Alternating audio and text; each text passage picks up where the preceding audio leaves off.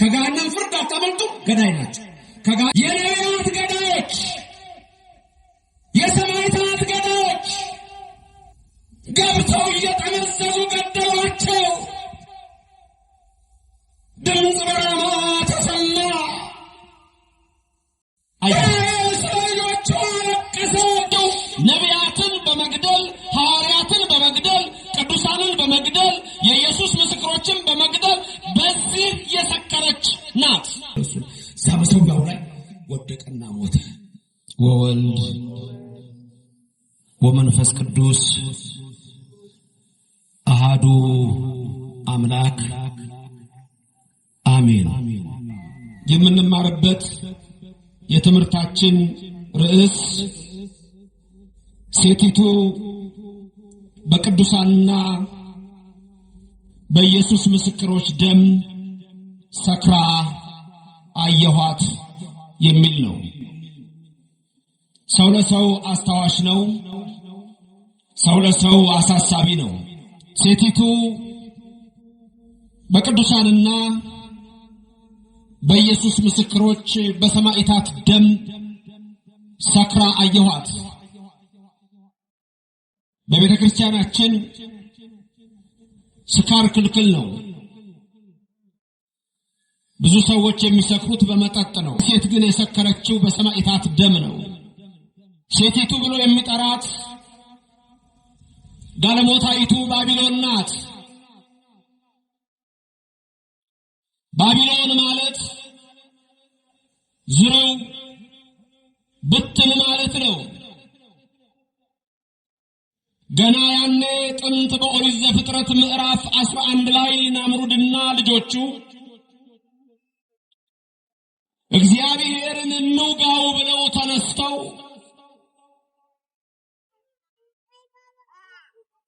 ጫፉ እስከ ሰማይ የሚደርስ ግንብ ሰርተው ወደ ሰማይ ጦር ወረወሩ ይላል። በዘመኑ ሳቤ በሞደርን ቶት ይህ አስተሳሰብ ስታር ዋርስ ፕላን ይባላል። የስታር ዋርስ ፕላን የጦርነቶች እቅድ በሌላ ዓለም ላይ የመኖር ህይወት ሲሆን በተለይ አሜሪካና ራሽያ ከፍተኛ የሆነ ሩጫ አላቸው። በቅርቡ ደግሞ ቻይናዎችም በዛ ውስጥ እየተቀላቀሉ ነው። ሌላ ዓለም ላይ የመኖር እሳቤ ለምን እቺ ምድር አንድ ውሃ ተጥለቅልቆ ሊያጠፋት ይችላል፣ ሁለት ሌላም ኃይል ሊያጠፋት ስለሚችል ስለዚህ ዓለማችንን ወደ ሌላ ማሻገር አለብን የሚል እሳቤ ነው። ይሄም የሴቲቱ እሳቤ ነው። ሴቲቱ የተባለች ባቢሎን ብትሆንም ባቢሎን የዚህ ዓለም ምሳሌ ናት። የካናዳ መንግስትና የእንግሊዝ መንግስት ይፋ ያደረገው አንድ ነገር አለ።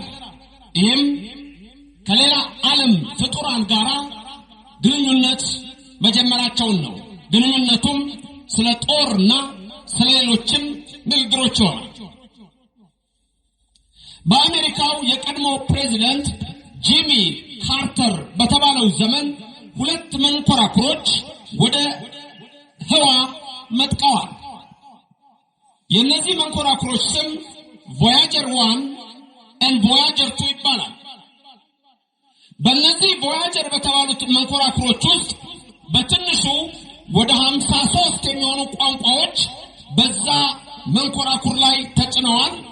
የሰው ምስል፣ የአራዊት ምስል፣ የሰው ድምፅ፣ የአራዊት ድምፅ በዛ ላይ ተቀርጾ አንድ በተለይ እንዲህ የሚል መልእክት አለው። ሄሎ from the children of the earth ይላል።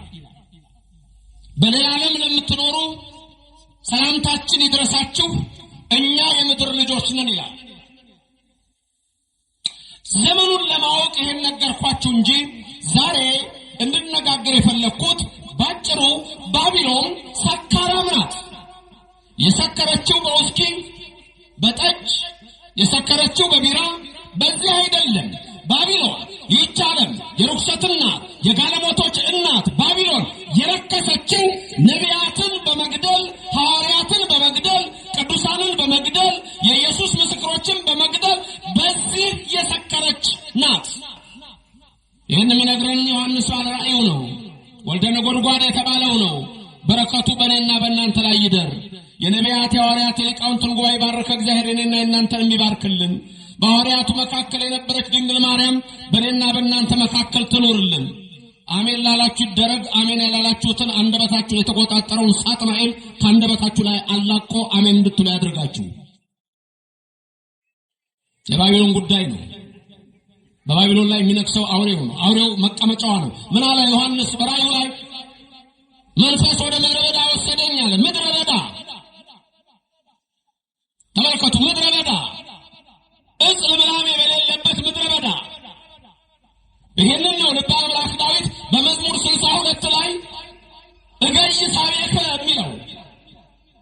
ወደ አንተ እገሰግሳለሁ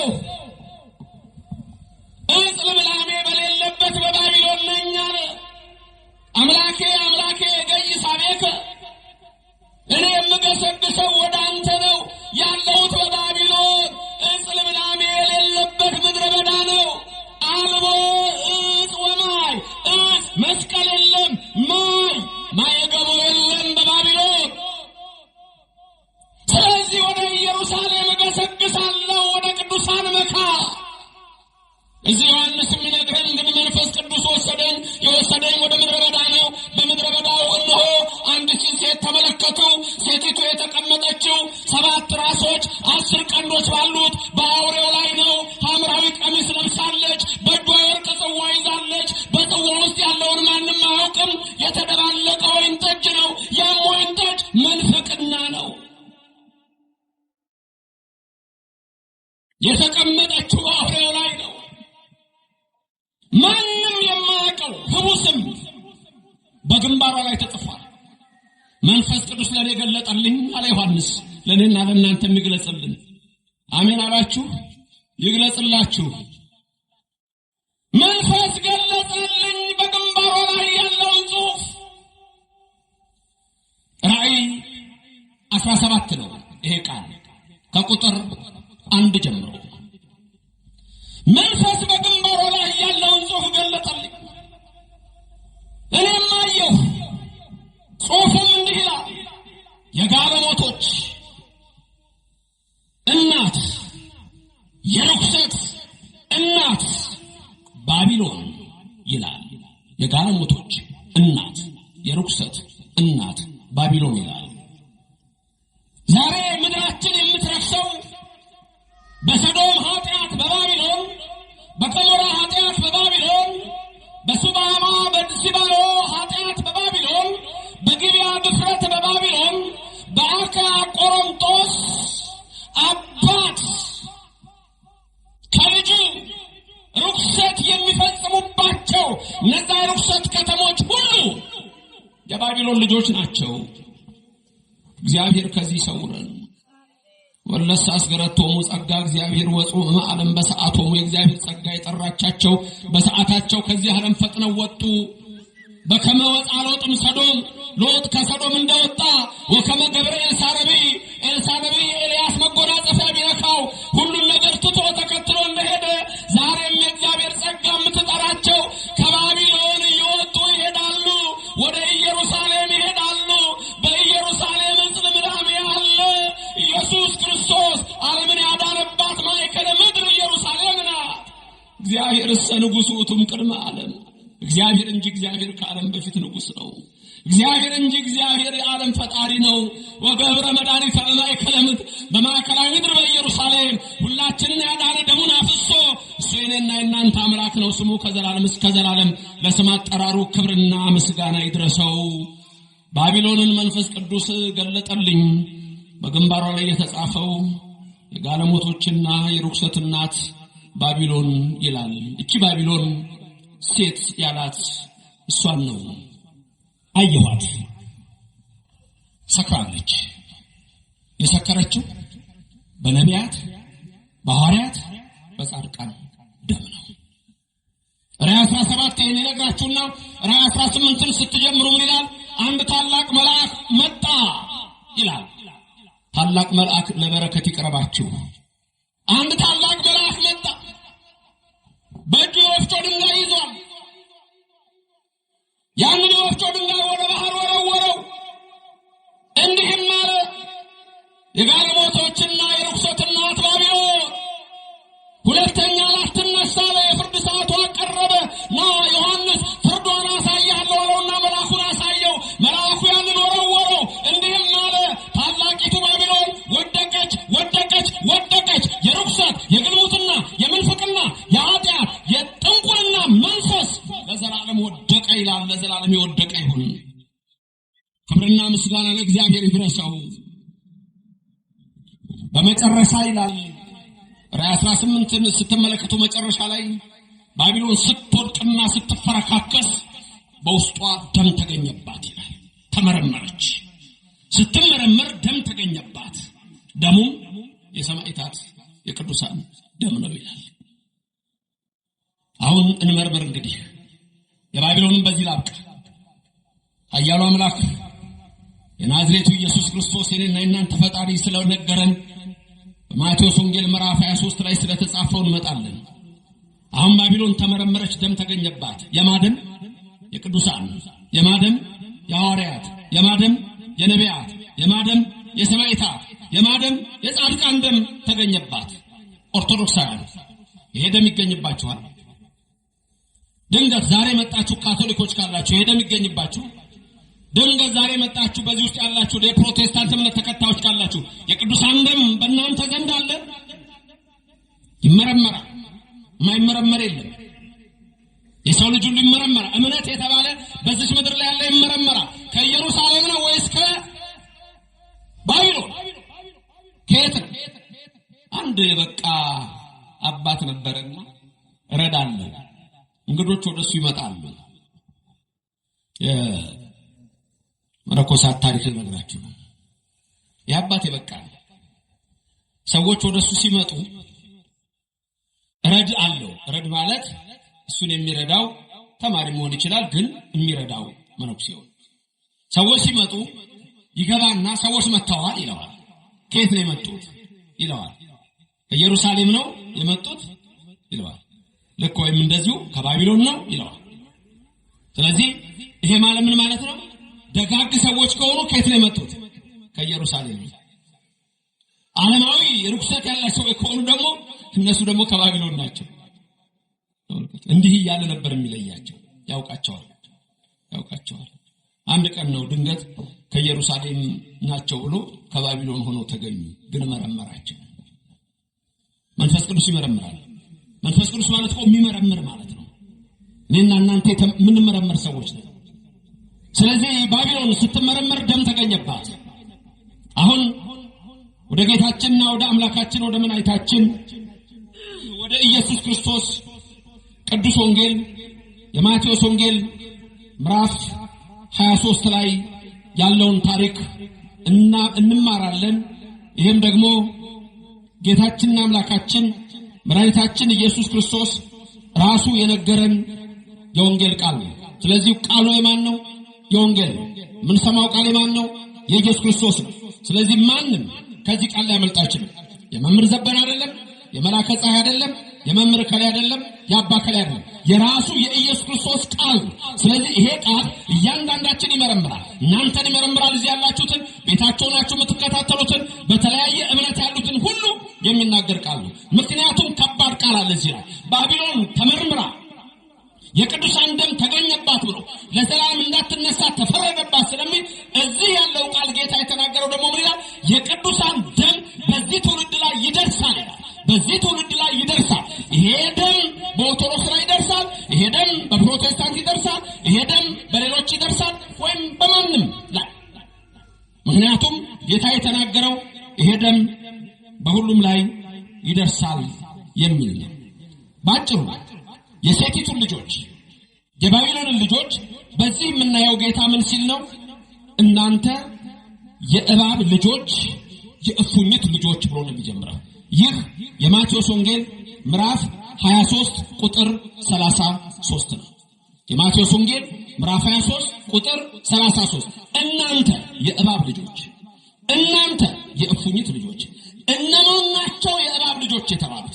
እነማን ናቸው የፉኝት ልጆች የተባሉት?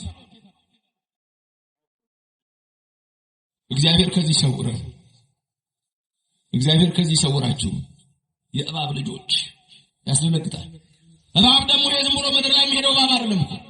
ራዕየ ዮሐንስ ስትመለከቱ ምዕራፍ 12 ከቁጥር 6 ጀምራችሁ ምዕራፍ 7 8 9 ስታነቡ የቀደመው እባብ ተጣለ ይልና ያም እባብ የቀደመው ዘንዶ ነው ይልና እሱም ዲያብሎስ ነው ይላል። ስለዚህ የእባብ ልጆች ማለት የዲያብሎስ የሰይጣን ልጆች። ሰይጣን ገዳይ ነው፣ እናንተም ገዳይ ናችሁ ሲል ነው። እፉኝት ደግሞ ሌላ ታሪክ አላት፣ ለዛሬ ይቀር። ለማንኛውም የእባብ ልጆች የፉኝት ልጆች የሚባሉት እነማን ናቸው? በኢየሱስ ክርስቶስ። ስለዚህ እነሆ ነቢያትንና ጥበበኞችን ጻፎችንም ወደ እናንተ እልካለሁ ወደዚች ዓለም።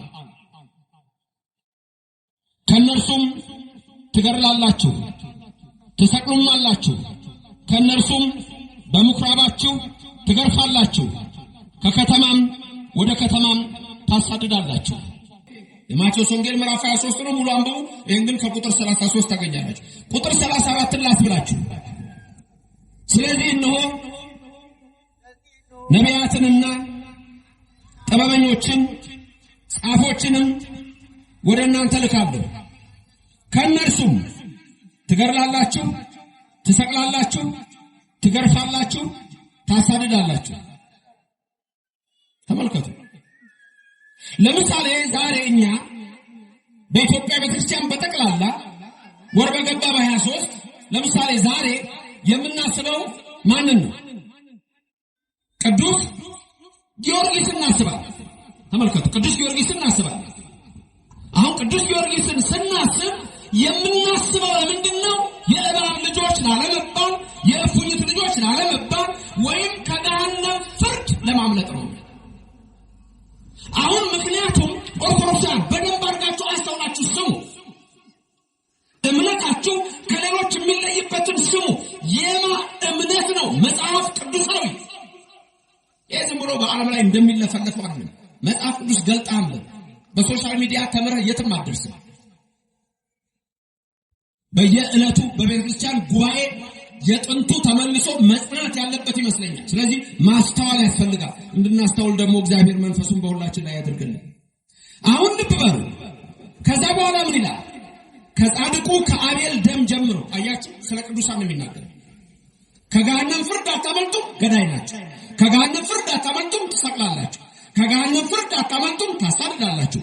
ከገሃነም ፍርድ አታመልጡም፣ ቅዱሳንን ትገርፋላችሁ። ባቢሎንን ሰክራይኋት በቅዱሳን ደም ብቻ ለምነች። ባቢሎን ምን ፍቅርና ናት? ሌላ ምንም ነገር የለውም። ከጻድቁ ከአቤል ደም ጀምሮ በቤተ መቅደስ በመሠዊያው መካከል እስከ ገደላችሁ እስከ በራኪው ልጅ እስከ ዘካርያስ ደም ድረስ በምድር ላይ የፈሰሰው የጻድቅ ደም ሁሉ ይደርስባችሁ ዘንድ እውነት እላችኋለሁ ይህ ሁሉ በዚህ ትውልድ ላይ ይደርሳል። ኦርቶዶክስ ተዋሕዶ ቤተክርስቲያን የሰው ልጆችን ወደ እግዚአብሔር መንግስት ይዛ የምትሄድ ቤተክርስቲያን ናት። ኦርቶዶክሳውያን እያንዳንዱ ስርዓታችን መጽሐፍ ቅዱሳዊ ነው። አይደለም ቤተክርስቲያን ውስጥ የምንፈጽመው እቤት ውስጥ የምንፈጽመው ሳይቀር ሃይማኖታዊ ነው። ከእግዚአብሔር ውጭ የሆነ ነገር ሁሉ በኦርቶዶክስ ቤተክርስቲያን ራሱ እግዚአብሔር ዘጸአት ምዕራፍ 20 ቁጥር 1 ላይ ከኔ በቀር ማንም የለም ብሎ እንዳለ ከሱ በቀር እኛ ጋር ማንም የለም። ክብርና ምስጋና ለስሙ ይድረሰው። ማን ይመስልህ ከምና ማለክት እግዚኦ ከአማልክትስ የሚመስልህ አንተን ማን ነው? ማንም የሚመስልህ የለም። ስለዚህ ባቢሎን ሰክራየዋት ሲል በተለያየ ርኩሰትና የጋለሞቶች እናት ሆና ሰማዕታትን በመግደል ቅዱሳንን በመግደል ነው። ስለዚህ የዕለቱ ትምህርታችን የማቴዎስ ወንጌል ምዕራፍ 3 ቁጥር 33 ጀምሮ ነው።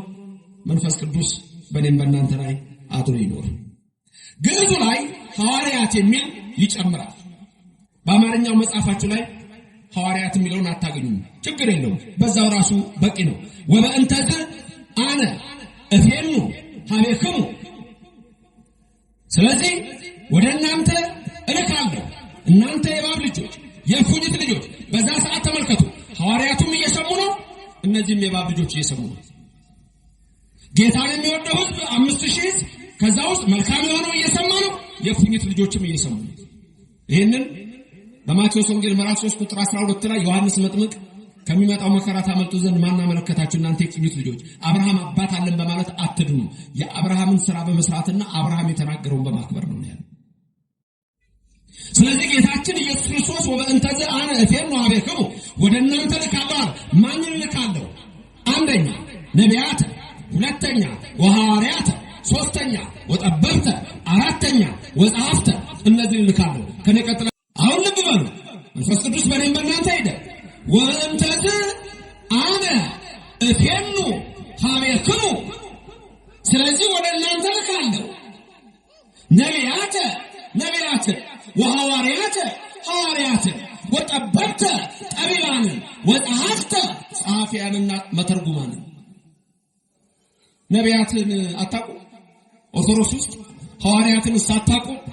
እንደውም ልንገራችሁ፣ እኔና እናንተ በኦርቶዶክስ ቤተክርስቲያን ውስጥ የታነጽነው በነቢያትና በሐዋርያት መሰረት ላይ ነው።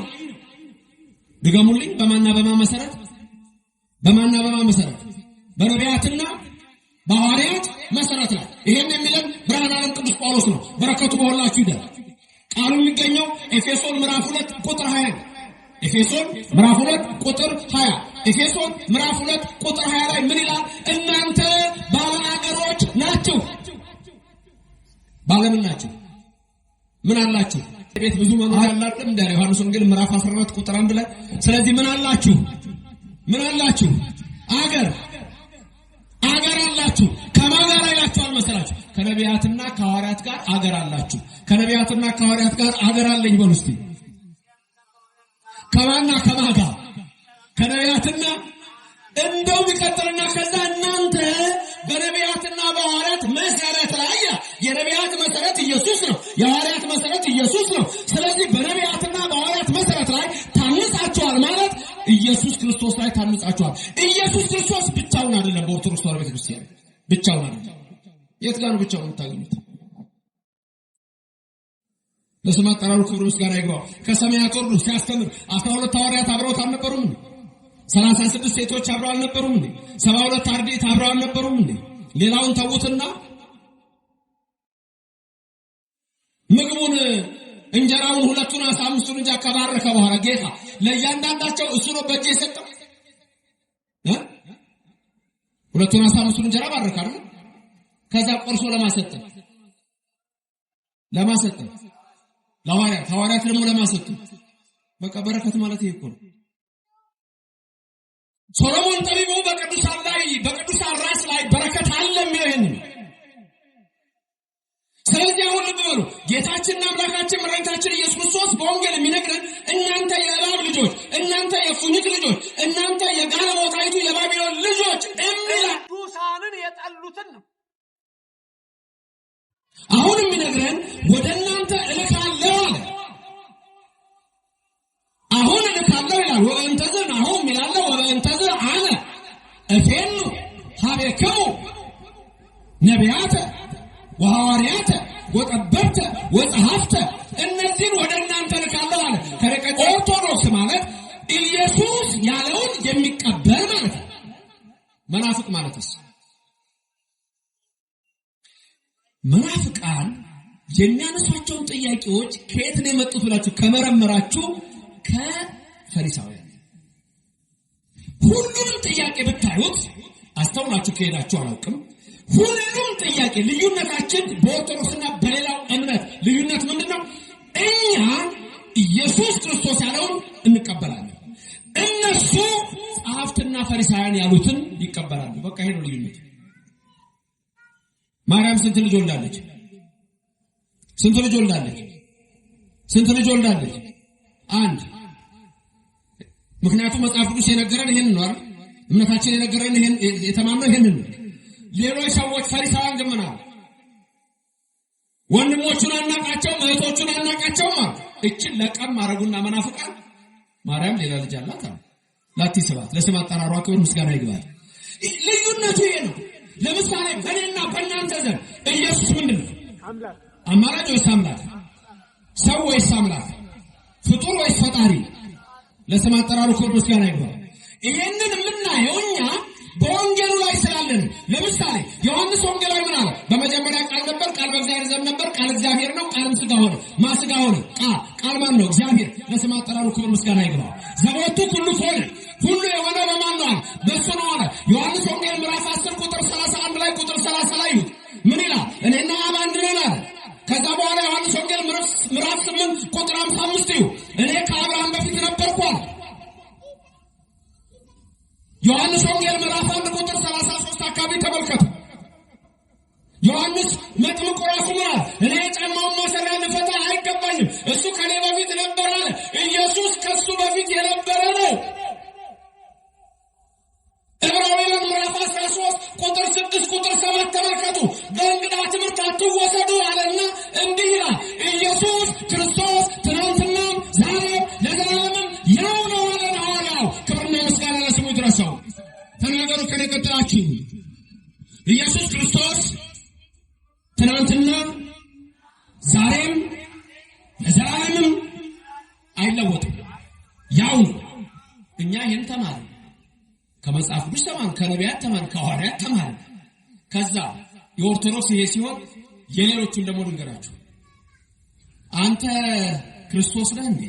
ግልጹን ንገራል ያለምጡ። ከዛ በኋላ እንደውም ሲሰቅሉት ለምን ነው የሰቀሉት? አንተ ሰው ስትሆን ተመልከቱ፣ ይሄ የፈሪሳውያን ንግግር። አንተ ሰው ስትሆን ራስን አምላክ በማድረግህ እንገላሃለን አሉት። ድንጋይ ይዘው መጡ። ይሄ ትምህርት በሌላው እምነት ይሄ ነው መሰላል። አማላጅ ነው፣ ነብይ ነው፣ ሰው ነው የሚሉ ሰዎች ሁሉ ከማን የሰሙት? ከፈሪሳውያን ነው። እኔና እናንተ ልዩነታችን ምን ነው መሰለን? አንድ ከእግዚአብሔር፣ ሁለት ከነቢያት፣ ሶስት ከሐዋርያት፣ አራት ከጠበብ፣ አምስት ከጸሐፍ፣ ስድስት ከመተርጉማን፣ ሰባት ከሊቃውንት ሰምተን በእምነታችን ጸንተን ኦርቶዶክስ ተዋሕዶ ብለን የምንኖር ርዕቲት ሃይማኖት የተባለችው ለዚህ ነው። ክብርና ምስጋና ለስሙ ይድረሰው። እግዚአብሔር የተመሰገነ ይሁን። የማይቀበሉን ተባሉ የእባብ ልጆች፣ የማይቀበሉን ተባሉ የእፉኝት ልጆች። የእፉኝትን ቅድም አልናገርም ብዬ ነበር፣ እንደው ደስ ስለማይል ነው ታሪኳ፣ ግን ልንገራችሁ። እፉኝት ማለት እቺ እፉኝት ለየት ያለች ናት። ሰዶማዊ ናት። ለዛ ነው የሚጠቅሳት ሰዶማዊ ትባላለች። እፉኝቷ ሰዶማዊ ናት። ሰዶማዊ የሆነችበትን ምክንያት ግንኙነቷ በአፍ ነው። በጣም ክፉ ነች። በአንድ ቀን ብቻ ግንኙነት ትጸንሳለች። በአንድ ቀን ግንኙነት እቺ የእፉኝት ዘር ባሏ ይሞታል። ዘሩ ተቆርጦ ይሞታል። የመጀመሪያ ግንኙነት ቀን ትጸንሳለች። በአንድ ቀን ግንኙነት ባሏ ይሞታል። በአንድ ቀን ግንኙነት ትጸንሳለች። ስትወልድ አመጣ አይደለም የምትወልደው። በውስጥ የተጸነሱት ልጆቿ እነዛ ቀጣይ እፉኝቶች ሆዷን ቀደው በልተው ይወለዳሉ። እሷ ደግሞ በዛኑ ቀን ትሞታለች። እናንተ የእፉኝት ልጆች፣ የነቢያት ገዳዮች፣ የሰማዕታት ገዳዮች፣ እነ ሄሮድስ፣ እነ ዱድያኖስ። ሄሮድስ 144,000 ሕፃናት የገደለ እንተርፋለን ያለው ወደ እናታቸው ወደ ራሔል መቃብር ቢገቡ ገብተው እየጠመዘዙ ገደሏቸው። ድምፅ በራማ ተሰማ። ስለ ልጆቿ አለቀሰች። መጽናናትን አላገኘችም አለ አንድ ራሔል። ያኔ ግብፅ የነበረችው ራሔል የፈርዖን ወታደሮች በቆዳ ጅራፍ እየገረፉ መንታ ልጆች ጸንሳ ባሏ ስምዖን ሞቶ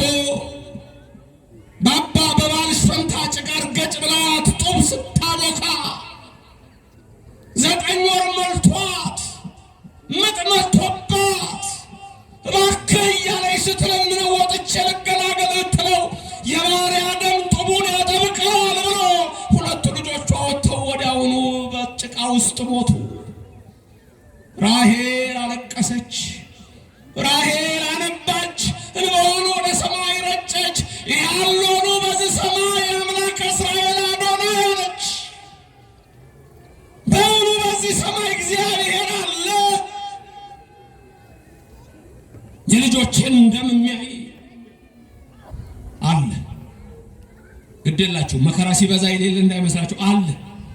ደመና ሲሆን በቀን ፀሐይ የሌለች እንዳይመስላችሁ፣ ደመናው ስለጋረዳችሁ እንዳይመስላችሁ አለ እግዚአብሔር።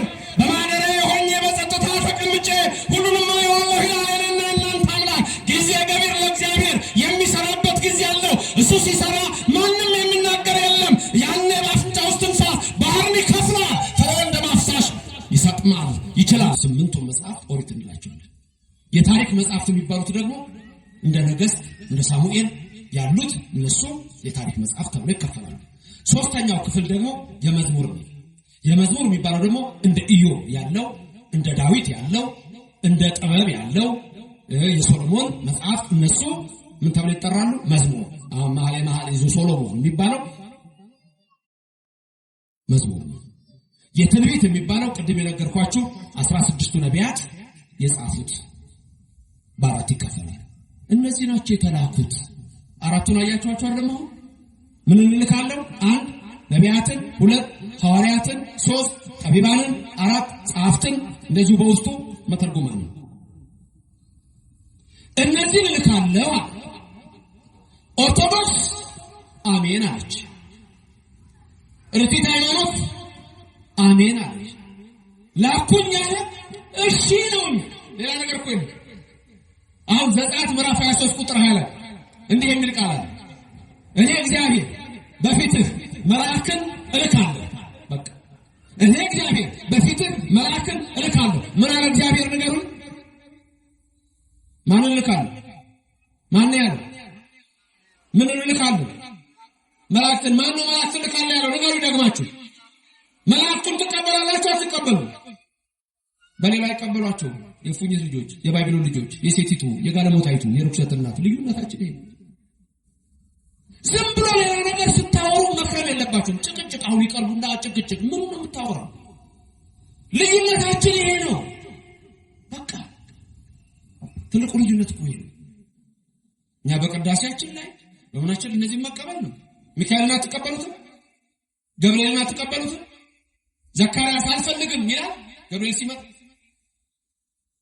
እንዴት ሆኖ ይላል?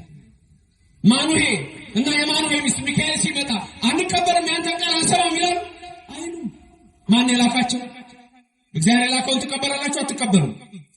መመስከር ነው የራሱ ምስክርነት። ትቀበላላችሁ አትቀበሉም? መብት እኮ ነው። አለመቀበልም መብት ነው፣ መቀበልም መብት ነው። የመብት ጉዳይ ነው። ትቀበላላችሁ። በቃ እናንተ የገሃነም እሳት አይነካችሁም አላ ኢየሱስ ነው አይደል? ከሱ ይበልጣል ነው። ትቀበላላችሁ። የባቡ ልጆች አይደላችሁም። በቃ አለቀ። እናንተ የእግዚአብሔር ልጆች ናችሁ። ስሙ የተመሰገነ ይሁን። ትቀበላላችሁ። ልዩነቱ ነው። ትቀበላላችሁ አትቀበሉ? የፉኝት ልጆች አይደላችሁም። እናንተ የክርስቶስ ልጆች ናችሁ። ከነቢያትና ከሐዋርያት መሰረት ባለ አገሮች ናችሁ ይላችኋል። ክብርና ምስጋና ለእግዚአብሔር ይድረስ። ይሄ ነው ልዩነቱ። እኔ በማስተምረው ትምህርት ልዩነቱን ነው የማሳየው። ጥሬው ይሄ ነው፣ ብስሉ ይሄ ነው ነው። እንክርዳዱ ይሄ ነው፣ ስንዴው ይሄ ነው ነው። ተወሆ ምሕረት ለሚካኤል ቅዳሴ ነው። ወምስራት ለገብርኤል ወሀብተ ሰማያት ለማርያም ድንግል። ይሄን ሰሙት። ለሚካኤል ምሕረት ተሰጠው፣ ለገብርኤልም ማብሰር፣ ለድንግል ማርያምም ሰማያዊ ሀብት ነው። ቅዳሴ ነው።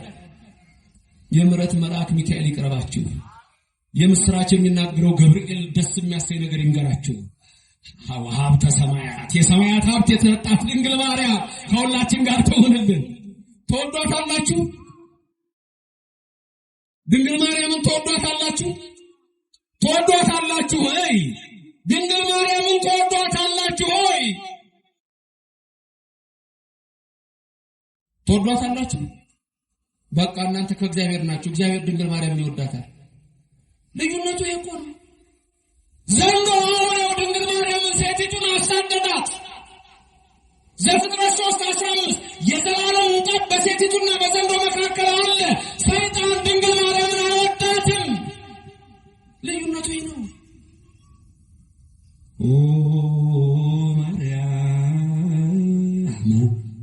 አባራጎስ ማርያም ሆይ በእንተ ዘናፈቅረኪ ሆነ አቤኪ። እኛ እኮ ማርያም አባራቆስ እኛም ከሱ ጋር እንላለን። ማርያም እንወድሻለን፣ የሕይወት ምግብና መጠጥ ኢየሱስ ክርስቶስን ወልደሽልናልና ብላ እንወዳታለን። ክብርና ምስጋና ለእግዚአብሔር ይድረሰው፣ ስሙ የተመሰገነ ይሁን።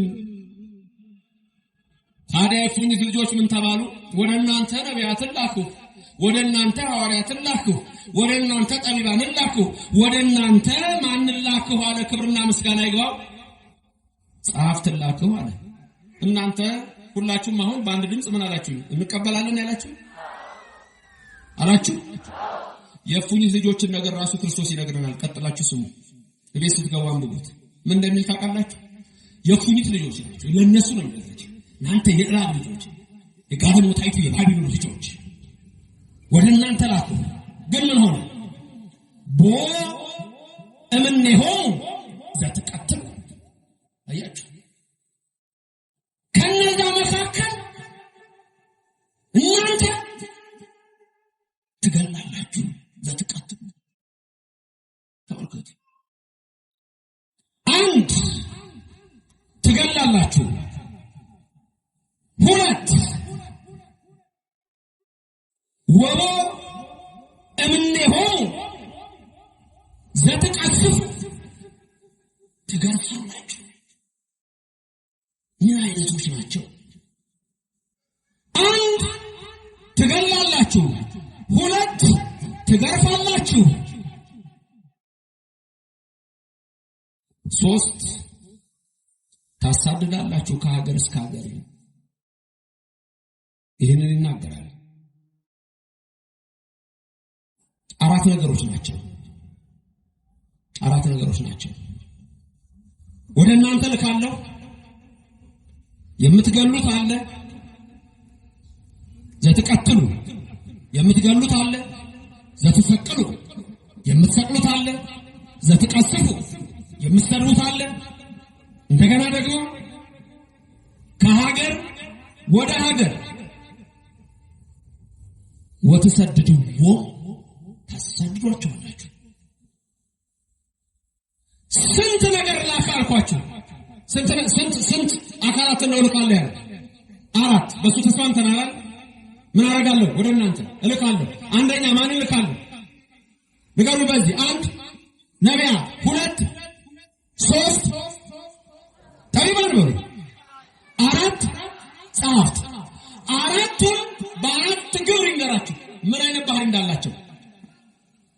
አንድ ዘትቀትሉ ትገላላችሁ፣ ሁለት ዘትሰቅሉ ትሰቅላላችሁ፣ ሶስት ዘትቀስፉ ትገርፋላችሁ፣ አራት ዘትሰድድዎ ታሳድዷቸዋላችሁ። ይሄ አሁን አንዲት ቁጥር ላይ ነው የሚገኘው። ይሄ አያችሁ፣ ልዩነታችን አያችሁ። እናንተ ግን ከዚህ ነፃ ናችሁ። አቤት የኦርቶዶክስ ልጆች መታደላችሁ። እኔ አንድ ምለው ቃል አይደለ ብዙ ሰው ይደጋግመዋል መስሎኛል። ኦርቶዶክስ መሆን መታደል ነው እላለሁ ሁሌ። መዳን ስለሆነ መንግስተ ሰማያት መግባት ስለሆነ በዚህች እምነት ያደረገን እግዚአብሔር ክብር ምስጋና ይግባው። ስለዚህ እናንተ የተባረካችሁ ናችሁ። በዚህ ውስጥ ያላችሁ ሁሉ ብትመረመሩ ደም አይገኝባችሁም። በኦርቶዶክስ ቤተክርስቲያን ያሉ የሰማዕታት ደም፣ የቅዱሳን ደም፣ የነቢያት ደም፣ የሐዋርያት ደም አይገኝባችሁም። ባቢሎን ሴቲቱ አትነካችሁም። ክብርና ምስጋና ለእግዚአብሔር ይድረሰው። በሌላው ምርምር ግን ይሄ ሁሉ ነገር አለ። ይሄ ነው ልዩነታችን። ከዛ ጌታ ያለውን የመጨረሻ ቃል ልናገርና ትምህርቴን ልደምድም። በጣም ያስደነግጣል። አንድ የእባብ ልጆች፣ ሁለት የእፉኝት ልጆች ወደ እናንተ ልካለሁ። ማንን ልካለሁ? አንደኛ ነቢያትን ትገላላችሁ፣ ሁለት ማንን ልካለሁ? ሐዋርያትን ትሰቅላላችሁ፣ ሶስት ማንን ልካለሁ? ጠቢባንን ምን ታደርጋላችሁ? ትገርፋላችሁ በምኩራባችሁ።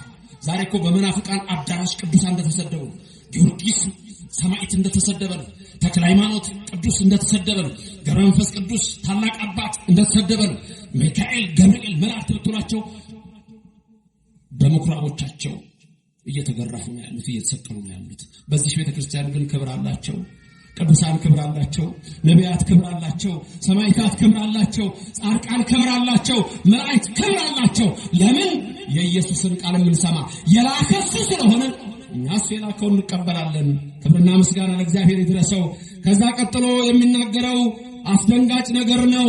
ከመይምጻ ለአለክሙ ደመ ኩሎሙ ጻድቃን እምደመ አቤል ጻድቅ እስከ ደመ ዘካርያስ ወልደ በራክዩ ዘቀተልክምዎ በማእከለ ቤተ መቅደስ ወምስዋዕ። ይሄ ነው ቃሉ። ምን እንደሚል ታውቃላችሁ? ጌታ ያለው ከመይምጻ ለአለክሙ እናንተ የባብ ልጆች፣ እናንተ የፉኝት ልጆች በእናንተ ላይ ያሁሉ ደም ይመጣል። ፍርድ አለባችሁ። ባቢሎንን ጀምሬ የነገርኳችሁ ስጀምር ትምህርቴን እንደመግቢያ የሰጣችሁ ለዚህ ባቢሎን ታላቁ መልአክ መጣ፣ የወፍጮን ድንጋይ ያዘ፣ ወደ ባህር ወረወረው። በቅዱሳን ደም የሰከረች ሰማዕታትን ያረደች፣ የገደለች፣ የሰቀለች፣ የገረፈች ታላቂቱ ባቢሎን ታላቅ ነኝ ያለች በአውራ ላይ የተቀመጠች በግንባሯ ላይ ግን ያለው ጽሑፍ ሌላ ሰው የማያውቀው በህቡ የተጻፈ የጋለሞቶችና የርኩሰት እናት ባቢሎን ወደቀች፣ ወደቀች፣ ወደቀች። ለዘላለም አትነሳም። ክብርና ምስጋና ለእግዚአብሔር ይድረሰው። ከመይምጻ ለአለክሙ ደመ ኩሎሙ ጻድቃን እምደመ አቤል ጻድቅ እስከ ደመ ዘካርያስ ወልደ በራክዩ ዘቀተልክምዎ በማእከለ ቤተ መቅደስ ወምስዋዕ። ይደርስባችኋል። የማና የማደማ ከጫፍ ጀመረ፣ ከላይ ከአቤል ጀመረ እስከ ማመጣው እስከ ዘካርያስ አመጣው። ይሄ ዓለም መጀመሪያ ላይ በብሉይ ዘመን መጀመሪያ የተገደለው አቤል ነው። በመጨረሻ የተገደለው ዘካርያስ ነው፣ የዮሐንስ አባት ወልደ በራክዩ ይላል። ሁለት ዘካርያሶች አሉ፣ ሁለቱም ተገድለዋል በቤተ መቅደስ። ይገርማል። ከመይምጻ ለአለክሙ በእናንተ ላይ ደም ይደርሳል። የኦርቶዶክስ ልጆች የሰማችሁ ነው። እንዴት ታድላችኋል! በእናንተ ላይ ቅዱሳን ደም አይደርስም። በእናንተ ላይ የባቢሎን ነገር የለም። በእናንተ ላይ የቀለሞታዊቱ ነገር የለም። በእናንተ ላይ የካህዲያን ነገር የለም። በእናንተ ላይ የመናፍቃን ነገር የለም። በዚህች እስካለን ድረስ ጻድቅ እስከ በቀልት ይፈሪ ወይ በዚህ ከመዘግባ ዘሊባኖስ ተኩላኑ ምንቱ ውስጥ ቤተ እግዚአብሔር በእግዚአብሔር ቤት ተተክላችኋልና ደስ አይልን? አልተደሰታችሁም? ደም የለባችሁም ስትባሉ፣ ስትመረመሩ፣ ነፃ ስትሆኑ በጌታ በታላቁ ኢየሱስ ክርስቶስ ፊት እሱ ነው ቃሉን የተናገረው። እናንተ ደም የለባችሁም፣ እናንተ የባብ ልጆች አይደላችሁም፣ እናንተ የፉኝት ልጆች አይደላችሁም ስትባሉ ከዚህ በላይ ምን ደስታ አለ? ክብርና ምስጋና ለሥላሴ ይሁን። እግዚአብሔር የተመሰገነ ይሁን። ከመይምጻ ለአለክሙ ደመ ኩሎሙ ጻድቃን እምደመ አቤል ጻድቅ አለ። ከአቤል ከጻድቁ ደም ጀምሮ እስከ ደመ ዘካርያስ ወልደ በራክዩ ዘቀተልክምዎ በማእከለ ቤተ መቅደስ ወምስዋዕ ይላል። ይሄን ሁለቱን ልንገራችሁና ትምህርቴን ላብቃ። አንድ አቤል ነው ወንድሙን የገደለው። አንድ ሄኖክ የሚባል ቅዱስ አለ አይደል? በረከቱ ይደርብን። ሄኖክ መልአክ ወስዶ ያሳየዋል፣ ያስጎበኘዋል። ሲያስጎበኘው አንዲት ነፍስ አየ። እቺ ነፍስ ታካስሳለች፣ እየተንጸረጸረች ነው። ሄኖክ አየና ተደነቀ። የሚያሳየው መልአክ ዛ መንፈስ ዘመን ነው አለ። ሄኖክ ጠየቀ፣ ያቺ ነፍስ የማን ነች አለ። መልአኩም ሄኖክ ያቺ ነፍስ የምታያት ወንድሙ ቃየል የገደለው የአቤል ነፍስ ናት። ዘአቤል ዘቀተሎ ይሰኪ ኪያሁ እስከ ይሳጎሩ ደቂቁ እንገጸ ምድር በማያይሃ። ሄኖክ ያቺ ያያት ነፍስ ወንድሙ የገደለው የአቤል ናት። የቃየል ልጆች ከላይ ፍልውሃ ምድርም እንዲሁ በሰባ ቦታ ከላይ ተሸንቆሮ ፍልውሃ ወርዶ እስከሚጠፉ ድረስ የቃየል ልጆች እስከሚጠፉ እቺ ነፍስ ታካስሳለች አለ። ዛ መንፈስ ዘመን ዘአቤል ዘቀተሎ ወንድሙ የገደለው የአቤል ልጅ አለ።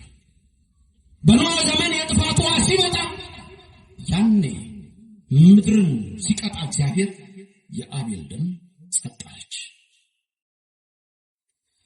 ዘካርያስ የዮሐንስ የዮሐንስ መጥምቅ አባት ነው። 144,000 ሕፃናት በሄሮድስ ሲገደሉ የሱንም ልጅ ሊገድሉ መጡ። ሌላው ደግሞ የተከሰሰበት ዘካርያስ ያቺ ሴት ቤት ትገባለች ትወጣለች። ማንን መሰላችሁ? በስም አጠራሯ ክብር ምስጋና ይግባት እመቤታችን እኮ ነው። ዘካርያስ ቤት ሄዳ ኤልሳቤጥ ቤት ሄዳ። ስለዚህ ሴቲቱንም አንጣ። ሌላው ደግሞ ዮሐንስ መጥምቅ እሱ ሳይሆን አይቀርም መሲህ የተባለው። ስለዚህ ሲወለድ ሲጸነስ የአባቱን አንደበት የዘጋ ሲወለድ የከፈተ ነውና ግደልበት ልጁን አሉት። መጡ። ልጄንማ መንፈስ ቅዱስ ሳላሳድርበት አለ ቄሱ። ልጁን ያዘና ወደ መቅደስ ሲሄድ በዛም ወቅተውታል ይላል። ከዛ ወስዶ ከመሰዋው ላይ ያደረገው መልአኩ መጣና ዮሐንስ መጥምቅን ከመሰዋው ወስዶ ኤልሳቤጥን ይዞ ከዛ ወደምታሳድግበት 6 ዓመት እስከሚሞላው አሳድገዋለች። በ6 ዓመት ላይ ሞተችበት። ዘካርያስ ግን ደሙን እያፈሰሰ ገብቶ በመቅደሱና በዕቃ ቤቱ መካከል ተመልከቱ። እስከ ደመ ዘካርያስ ወልደ በራኪው ዘቀተልክምዎ በማእከለ ቤተ መቅደስ ወምስዋዕ የሚለው እሱ መሰዋው ላይ ወደቀና ሞተ። ይሄ የሆነው ጌታ በተወለደበት ከ70 ዓመት ወይም በ70 ዓመተ ምህረት ላይ ከ64 ጀምሮ በጣም መከራ ሆኖ ሮማዊ ጥጦስ መጥቶ ቤተ መቅደሱን ሲያፈርስ አንድ ደም ትጮኻለች። ምንድነው ይሄ? የሚያውቁ ሰዎች አይጠፉም። ይሄ ከ60 ዓመታት በላይ የሚጮህ ነው። ቄስ ነው፣ ካህን ነው፣ ዘካርያስ ይባላል። በሄሮድስ ዘመን የተገደለ ነው። ይሄው ደግሞ እስካሁን ትጮኻለች አለ። ለካ የምትጮኸው እስከ 70 ዘመን እንዳንደ እስራኤል በጥጦስ በራቸውን ዘግተው የደረሰባቸው መከራ ዮሴፍ ወልደ ኮሪዮን ሲጽፈው ያስደነግጣል፣ ያሳዝናል። ስለዚህ ትንቢቱ ተፈጸመ። ከመይምጻእ ለአለይኩም ደመኩሎም ጻድቃን ደማአብየል ጻድቅ ወልድ እስከ ደመ ዘካርያስ ወልደ በራኪው ዘቀተልክሙ በማእከለ ቤተ መቅደስ ወምስዋ። ኦርቶዶክስ የዕለቱ ትምህርት ምንድን ነው? 1 የባብ ልጆች አይደላችሁ። 2 የፉኝት ልጆች አይደላችሁ። 3 የጋለሞታይቱ ነገር አይነካችሁ። 4 የረከሰችው ሴቲቱ አትነካችሁ። 5 ምንፍቅና በእናንተ ዘንድ የለም። በእናንተ ዘንድ እግዚአብሔር ነቢያትን ልካለሁ አለ፣ ትቀበላላችሁ? ሐዋርያትን ልካለሁ አለ፣ ትቀበላላችሁ? ሰማዕታትን ላከ፣ ትቀበላላችሁ? ቅዱሳንን ላከ፣ ትቀበላላችሁ? ይሄ ነው የኛ ትምህርት። ሌላ ምን አለ? ክብርና ምስጋና ለእግዚአብሔር ይድረሰው። ይሄ ነው የሚለየን። ስለዚህ ዛሬ የተማራችሁ ትምህርት እቤት ገብታችሁ የምታዩት በማቴዎስ ወንጌል ምዕራፍ 23 በራእየ ዮሐንስ ደግሞ ላይ በምዕራፍ 17 18 ላይ የምታዩት ታሪክ ነው። እናንተ የቅዱስ ቤተክርስቲያን ልጆች በዚህ ቤተክርስቲያን እግዚአብሔር ያለው ብቻ የሚፈጸምባት ቤተክርስቲያን ናት። ዛሬ ጊዮርጊስ ነው፣ ነገ ተክለ ሃይማኖት ነው፣ ከዛ አባ ኢየሱስ ሞዐ ነው፣ ሰማዕቱ መርቆሬዎስ ነው፣ ከዛ በ26 ዮሴፍ ነው።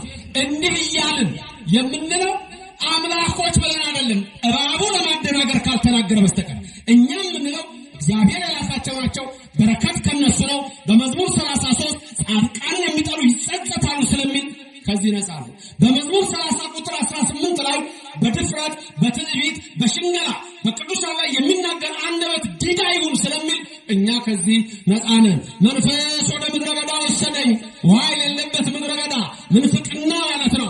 ዮሐንስ ራእይ 12 ስትመለከቱ ቁጥር 17 ላይ እነሆ ዘንዶ በበረሃ ውስጥ በአሸዋ ላይ ቆመ ይላል። ወደ በረሃ ወሰደኝ፣ እነሆ 7 ራሶች 10 ቀንዶች ባሉት በአውሬው ላይ የተቀመጠች አንዲት ጋለሞታ ሴት አሳየኝ። ይህቺ ጋለሞታ ሴት ሐምራዊ ቀሚስ ለብሳለች፣ ሴት ተውባለች፣ በእጇ ያዘችው የወርቅ ጽዋ ነው። ማንም አያውቅም ይህቺ ሴት ሐሰተኛ መሆኗን፣ ጋለሞታ መሆኗን፣ አሳች መሆኗን፣ ገዳይ መሆኗን፣ ሰማዕታትን የምታርድ መሆኗን፣ የዛች የኤልዛቤል እናት መሆኗን ማንም አያውቅም። ዮሐንስ አቡ ቀለምሲስ፣ ዮሐንስ ወልደ ነጎድጓድ፣ ዮሐንስ ድንግል እሱ ግን እንዲህ አለ፣ መንፈስ ገለጠልኝ፣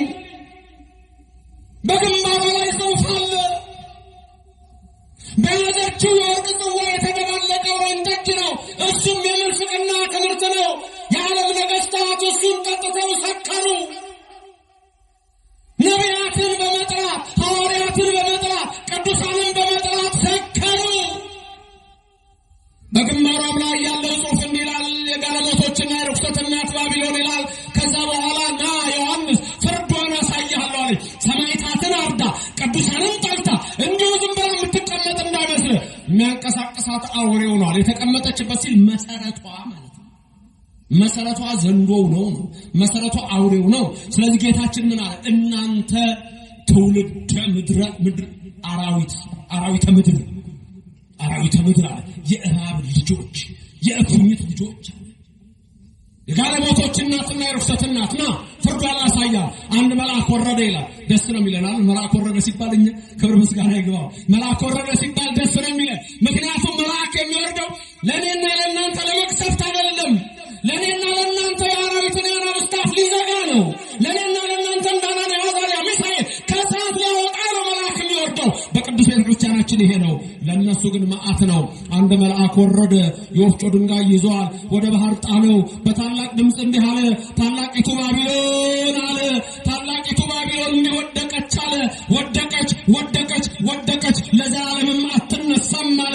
በእኔና በእናንተ ዘንድ ግን መውደቅ ሳይሆን መነሳት ነው፣ ክብር ነው። በዚህ ቤተክርስቲያን ያደረገን ስሙ ለዘላለም የተመሰገነ ይሁን። እመቤታችን አትለየን፣ ሰማዕቱ ጊዮርጊስ አይራቀን። አሜን። ክብር ምስጋና ለሥላሴ ይሁን።